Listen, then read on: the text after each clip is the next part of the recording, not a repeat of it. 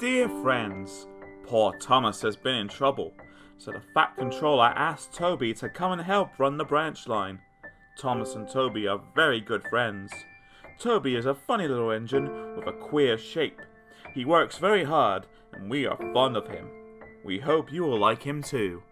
The author.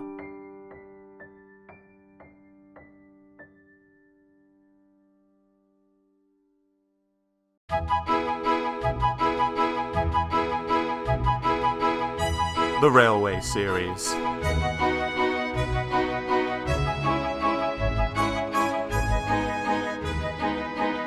Book 7. Toby the Tram Engine. Story 1. Toby and the Stout Gentleman.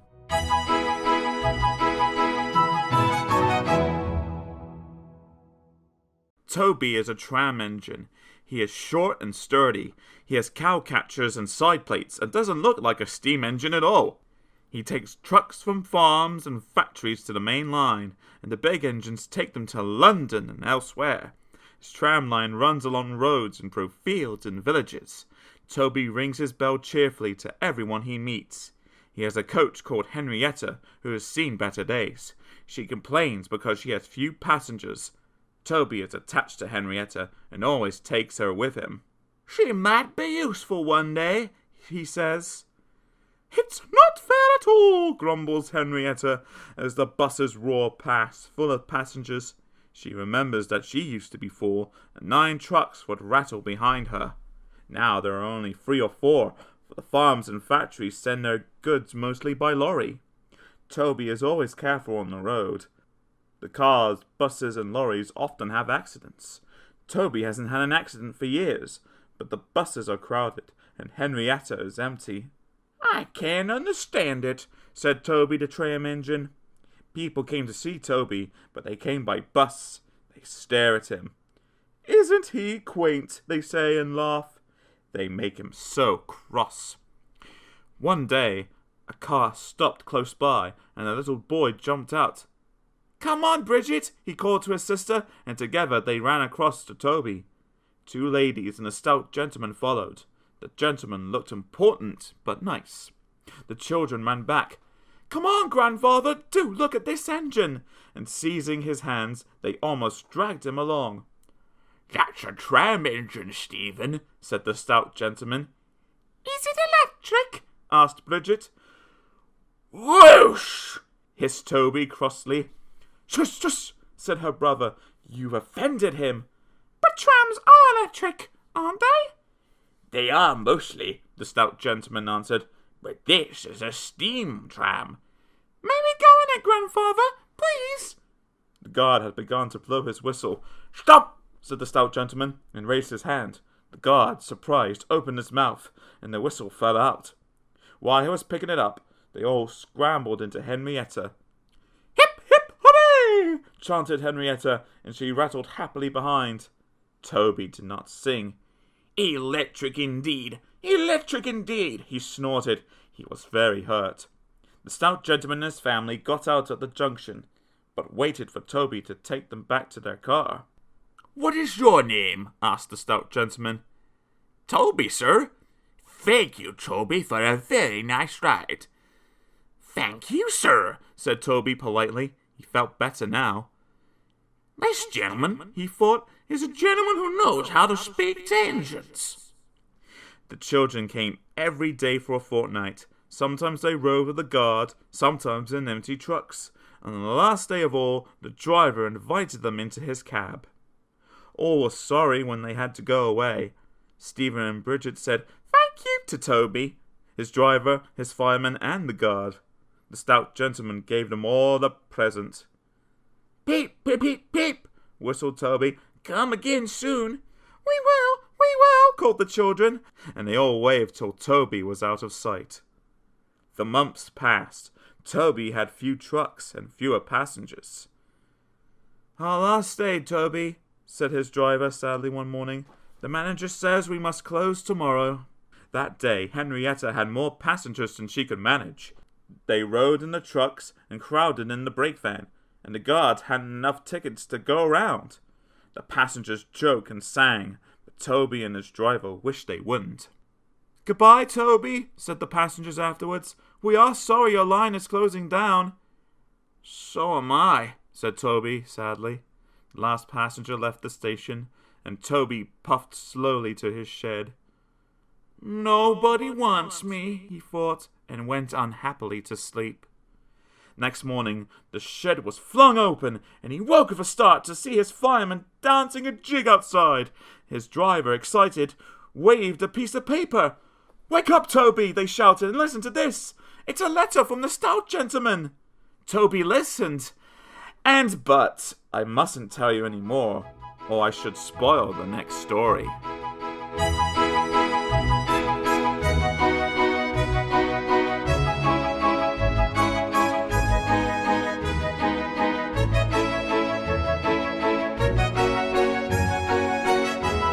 Story 2. Thomas in Trouble.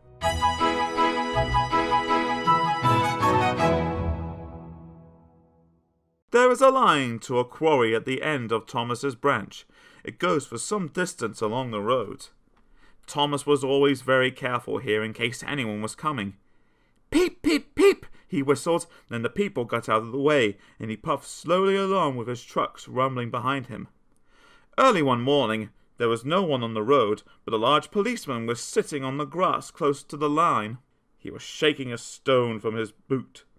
Thomas liked policemen. He had been a good friend of the constable who used to live in the village, but he had just retired. Thomas expected that the new constable would be friendly too. "Peep, peep," he whistled. "Good morning." The policeman jumped and dropped his boot. He scrambled up and hopped round on one leg till he was facing Thomas. Thomas was sorry to see that he didn't look friendly at all. He was red in the face and very cross. The policeman wobbled about, trying to keep his balance. "Disgraceful!" he sputtered. "I didn't sleep or wink last night. It was so quiet, and now engines come whistling suddenly behind me. My first day in the country, too!" He picked up his boot and hopped over to Thomas. "I'm sorry, sir," said Thomas. "I only said good morning." The policeman grunted, and leaning against Thomas's buffer, he put his boot on. He drew himself up and pointed to Thomas. "Where's your cowcatcher?" he asked accusingly. "But I don't catch cows, sir." "Don't be funny!" snapped the policeman. He looked at Thomas's wheels. "No side plates either!" And he wrote in his notebook. "Engines going on public roads must have their wheels covered, and a cowcatcher in front. You haven't, so you are dangerous to the public." "Rubbish," said his driver. "We've been along here hundreds of times and never had an accident." "That makes it worse," the policeman answered. He wrote regular lawbreaker in his book. Thomas puffed sadly away. The Fat Controller was having breakfast. He was eating toast and marmalade. He had the newspaper open in front of him, and his wife had just given him some more coffee. The butler knocked and came in. "Excuse me, sir, you are wanted on the telephone." "Bother that telephone," said the Fat Controller. "I'm sorry, my dear," he said a few minutes later. "Thomas is in trouble with the police, and I must go at once." He gulped down his coffee and hurried from the room.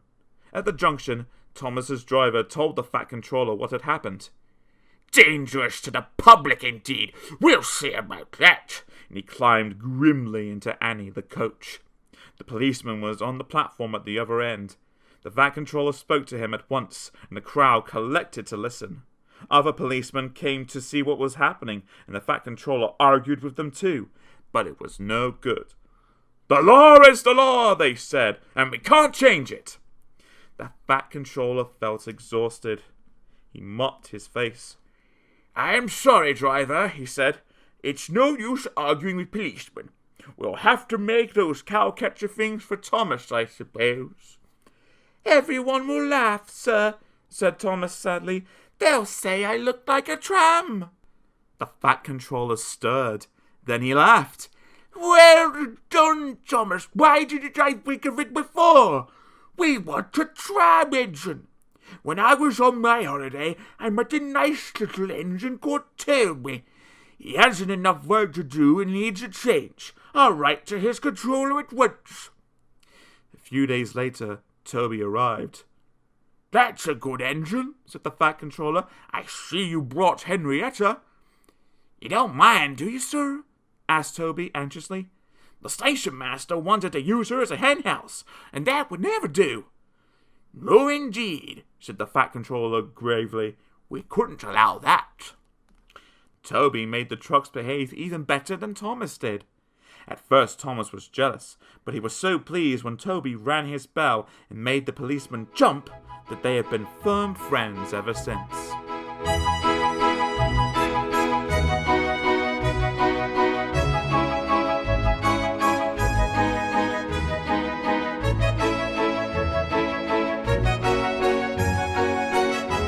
Story 3. Dirty Objects.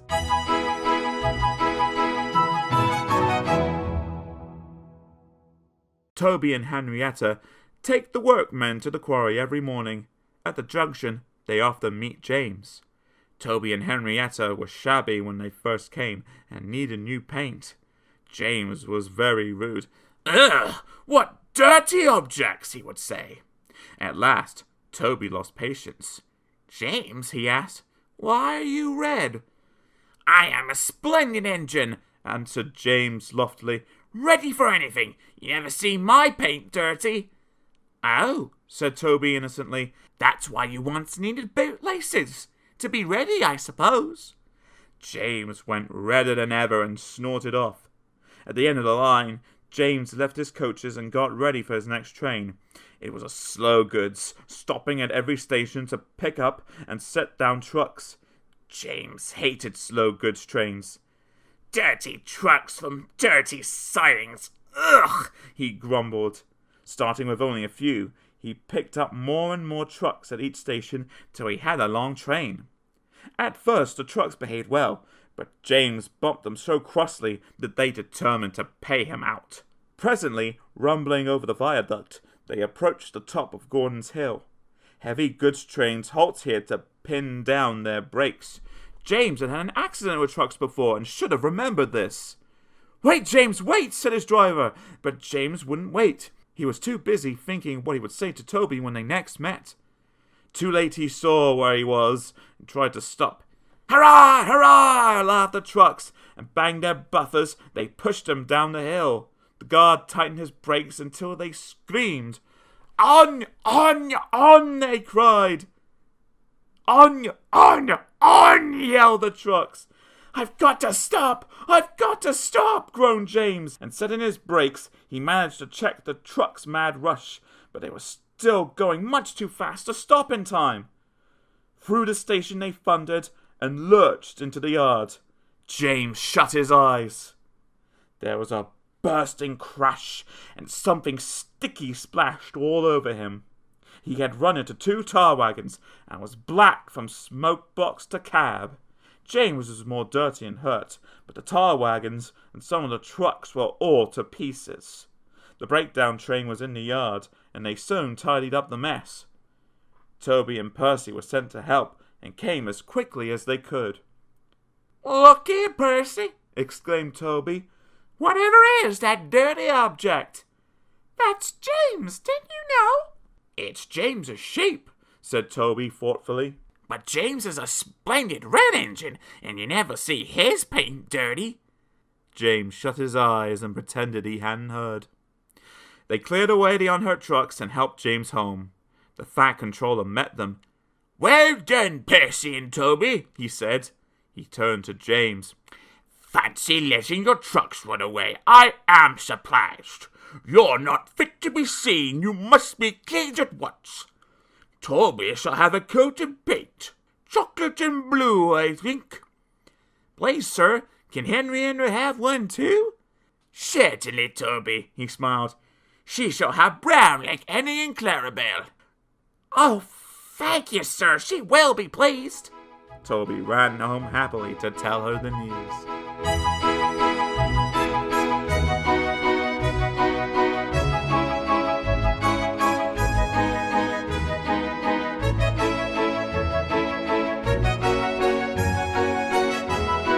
Story 4, Mrs. Kyndley's Christmas.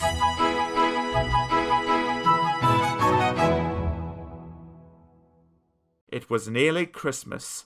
Annie and Clarabelle were packed full of people and parcels. Thomas was having very hard work. Come on, he puffed. We're feeling so full, grumbled the coaches.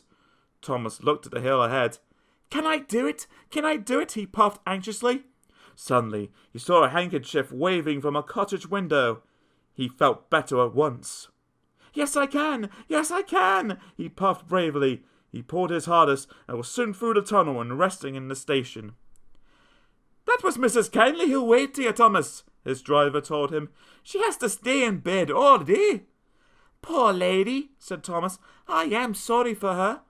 Engines have heavy loads at Christmas time, but Thomas and Toby didn't mind the hard work when they saw Mrs. Kyndley waving. But then it began to rain. It rained for days and days. Thomas didn't like it, nor did his driver. Off we go, Thomas, he would say. Pull hard and get home quickly. Mrs. Kyndley won't wave today.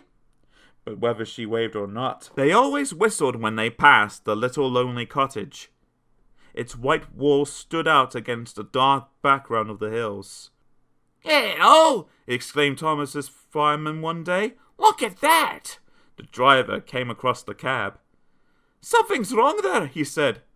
Hanging flapping and bedraggled from a window of the cottage was something that looked like a large red flag. Mrs. Kyndley needs help, I expect, said the driver and put on the brakes. Thomas gently stopped. The guard came squelching through the rain up to Thomas's cab, and the driver pointed to the flag. See if a doctor's on the train and ask him to go into the cottage, then walk back to the station and tell him where it stopped. The fireman went to see if the line was clear in front. 2 passengers left the train and climbed to the cottage. Then the fireman returned. We'll head down to the station, said the driver, so that Thomas can get a good start. We shan't get out that hill, the fireman answered. Come and see what's happened. They walked along the line down the bend. Jiminy Christmas, exclaimed the driver. Go back to the train. I'm going to the cottage. They found the doctor and Mrs. Kyndley. Silly of me to faint, she said. You saw the red dressing gown? You're all safe? Asked Mrs. Kyndley. Yes, smiled the driver. I've come to thank you. There was a landslide in the cutting, Doctor, and Mrs. Kyndley saw it from a window and stopped us. She saved our lives. God bless you, ma'am, said the driver and tiptoed from the room. They cleared the line by Christmas Day, and the sun shone as a special train puffed up from the junction. First came Toby, then Thomas with Annie and Clarabelle, and last of all, but very pleased at being allowed to come, was Henrietta. The Fat Controller was there, and lots of other people who wanted to say thank you to Mrs. Kyndley. "Papeep! Papeep! Happy Christmas!" whistled the engines as they reached the place. The people got out and climbed to the cottage. Thomas and Toby wished they could go too. Mrs. Kyndley's husband met them at the door. The Fat Controller, Thomas's driver, fireman, and the guard went upstairs, while the others stood in the sunshine below the window. The driver gave her a new dressing gown to replace the one spoiled by the rain. The guard brought her some grapes, and the fireman gave her some woolly slippers and promised to bring some coal as a present from Thomas next time they passed. Mrs. Kyndley was very pleased with her presents. "You are very good to me," she said. "The passengers and I," said the Fat Controller, "hope you'll accept these tickets for the South Coast, Mrs. Kyndley, and get really well in the sunshine. We cannot thank you enough for preventing that accident. I hope we have not tired you. Goodbye, and a happy Christmas." Then, going quietly downstairs, they joined the group outside the window and sang some carols before returning to the train.